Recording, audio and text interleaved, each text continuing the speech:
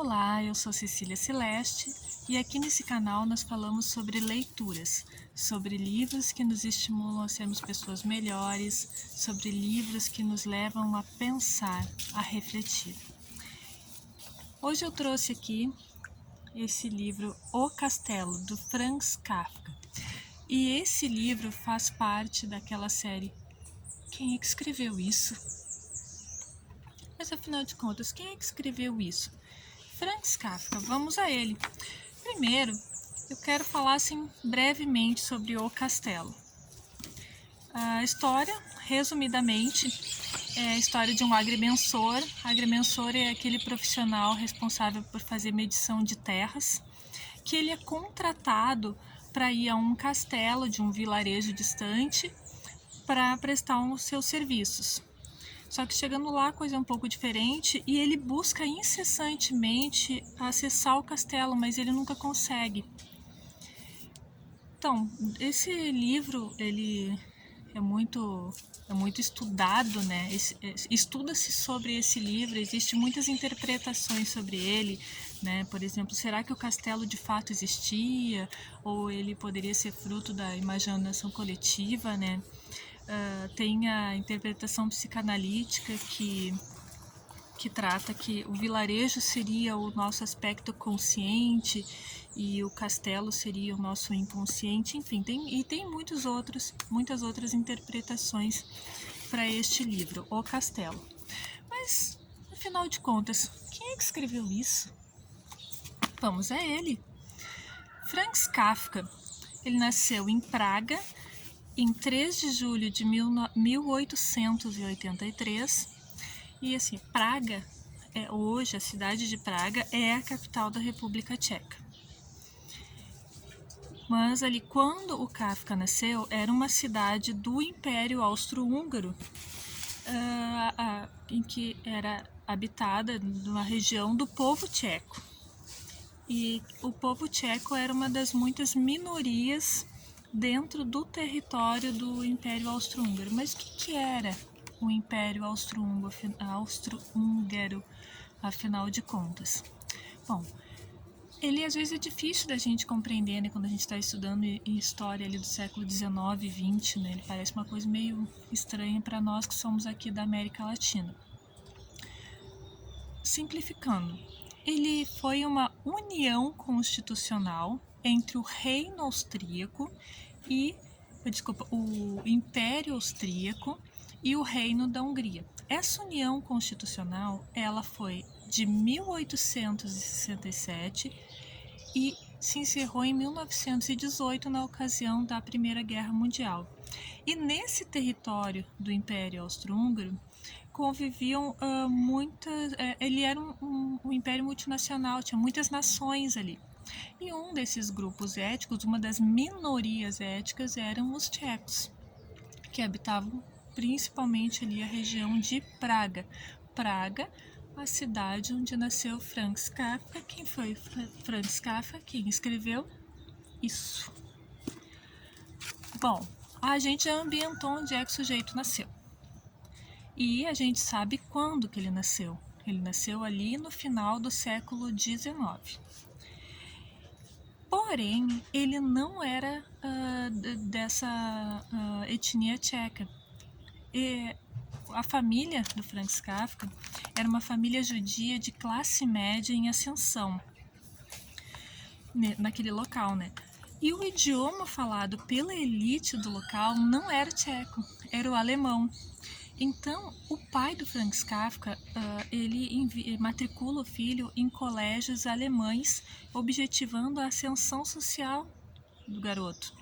E lá, além de alemão, ele aprende também o grego e o latim.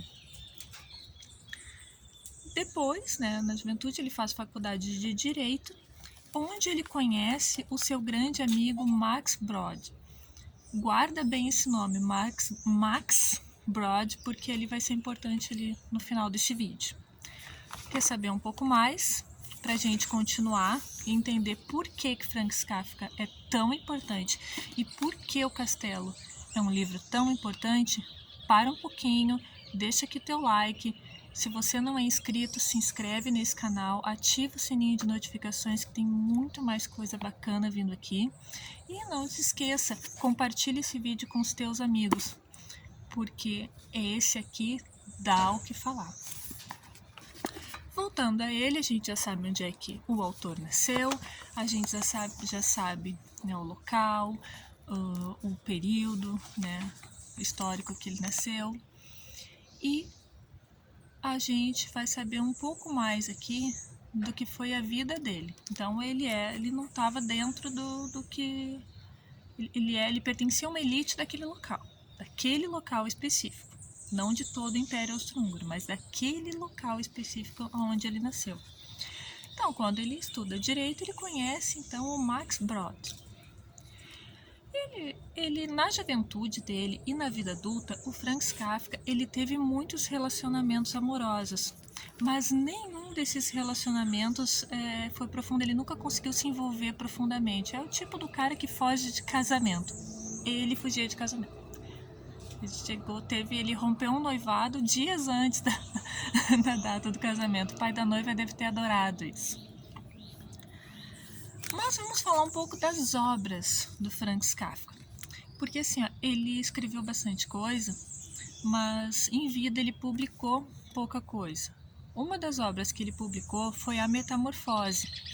Para quem conhece a Metamorfose, é um livro que trata de transformação, um livro que trata de aceitação, de preconceito, do quanto a gente é capaz de amar, né, aquele que de repente é diferente do que sempre foi.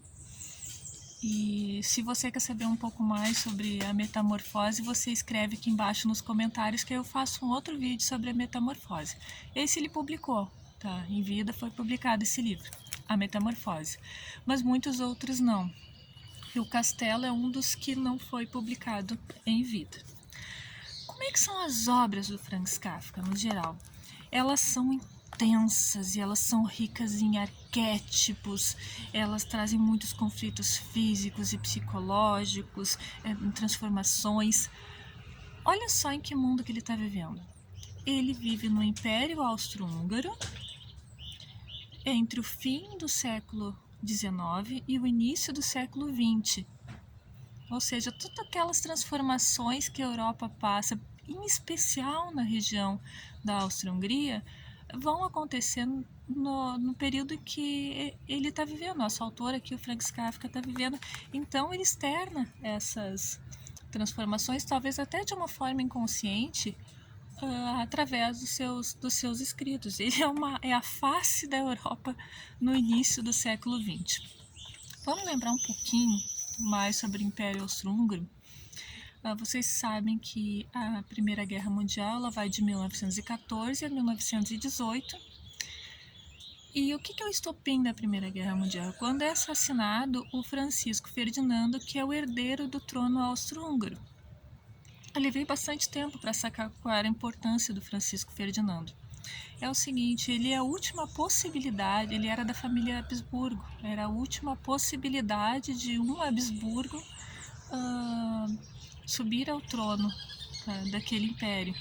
E essa família, ela foi uma família muito poderosa desde lá no final do Império Romano. Então, passa-se muitos séculos e essa família continua sendo poderosa. Inclusive, um dos reis, né, dos grandes reis que governou Portugal na época que o Brasil era uma colônia portuguesa, era da família Habsburgo. Essa família era muito poderosa. E, de repente, há uma situação em que o herdeiro do trono não deixará herdeiros. Então, ele seria o último e ele é assassinado, né? E é aí que começa a Primeira Guerra Mundial. E eu trouxe essa história aqui para situar vocês em que espaço, em que contexto, espaço e tempo o nosso querido autor aqui, o Franz Kafka, o autor de O Castelo, ele vive. Então ele vive num período conturbado e as suas obras são muito intensas, muito ricas. Então, um pouco depois de acabar a guerra, ele tinha uns problemas de saúde, né? Ele morreu. Ele morreu em 10 de junho de 1924. Mas a história do Kafka não acaba aqui. Eu poderia terminar esse vídeo com 10 minutos. Um mês antes dele morrer, ele pediu para o amigo Max Brod. Lembra que eu falei? Guarda esse nome que vocês vão precisar lembrar desse nome no final do vídeo. O que ele pede para o amigo? Ele pede: Max, querido, meu bem, destrói todos os meus manuscritos. Ah, tá, beleza, pode morrer em paz. Tá, ele pega os manuscritos para destruir, mas aquilo era muito bom, sabe? Muito bom, muito à frente do que se poderia compreender na época. Então ele não destrói, ele guarda. Não, vou guardar, um dia eu vou destruir isso. Ele guarda. E então ele fica ali, conserva aquele material, só que o mundo está em transformação. A gente vai ter depois uma Segunda Guerra Mundial. E veja bem, nós estamos falando aqui de pessoas que têm relação ou que são de famílias judias na região da Áustria-Hungria, no início do século XX. Em 1939, o Max Brod, então já tinha se passado 15 anos aí do falecimento do Franz Kafka, que é o autor do nosso livro. Então, em 1939, o Max Brod ele se muda para Tel Aviv, na Palestina, fugindo dos nazistas. E o que ele faz? Ele leva os manuscritos do Kafka com ele. Depois, ele edita e publica as obras do Kafka, inclusive ele publica a biografia do amigo, tirando esse amigo do anonimato. Ah, mas ele não tinha publicado alguns livros? Sim, ele já tinha feito publicações, mas ele não era um autor de conhecimento mundial. E isso só vai acontecer depois que o Max Brod desobedece ali o último pedido do amigo. E o Kafka é até hoje um dos autores mais estudados e comentados da literatura mundial. Qual a reflexão que eu quero deixar aqui hoje para você? Eu vou deixar 2 reflexões, tá? E eu quero que você seja capaz de levar em consideração os sentimentos, né, do Kafka e os sentimentos especialmente do Max Brod, porque às vezes é muito fácil a gente... resolver o problema dos outros é muito fácil, né? É fácil criticar a ação das pessoas, mas será que a gente não faria exatamente igual se estivéssemos na situação dessas pessoas? Pensa bem o contexto que o Kafka e que o Max Brod viveram, o pedido do Kafka e o que de fato o Brod fez muitos anos depois. Pensa comigo. Você acha que o Max Brod foi um traidor ao desrespeitar o desejo do amigo moribundo? Ou vocês acham que ele fez um bem para a humanidade, trazendo à luz os pensamentos profundos do Kafka?